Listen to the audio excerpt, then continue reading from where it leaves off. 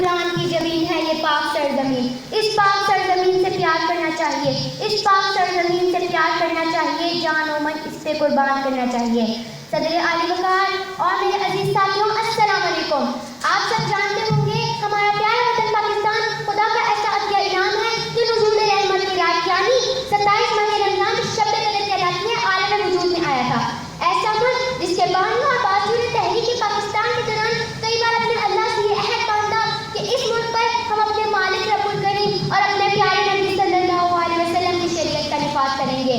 یہ مملکت خدا داد محض ایک ملک نہیں، علامہ اقبال کے خوابوں کی تعبیر ہے، کہ قائد اعظم کے سارے جذبوں کی تصویر ہے، کہ کاتب تقدیر کی ایک انمٹ سی تحریر ہے۔ میری سانس پاکستان ہے، آس پاکستان ہے، ساتھ پاکستان ہے، سب شکر ہے میرے رب کا میرے پاس پاکستان ہے جس نے ہمیں آزادی جیسی نعمت عطا فرمائی۔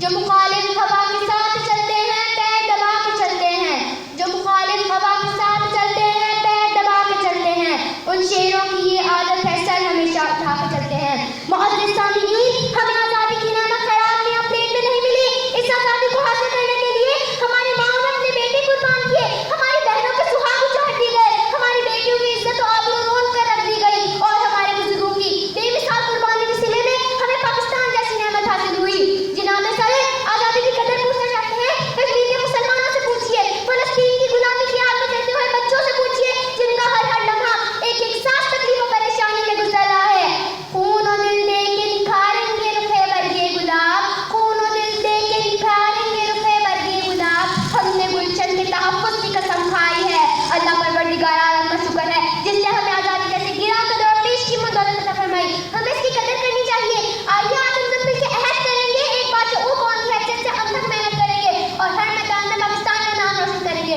اور اسے وہ مقام دلائیں گے جس کا خواب تحریک پاکستان کے ہر سپاہی نے دیکھا تھا۔ جب اپنا قافلہ عزم و یقین سے نکلے گا، جب اپنا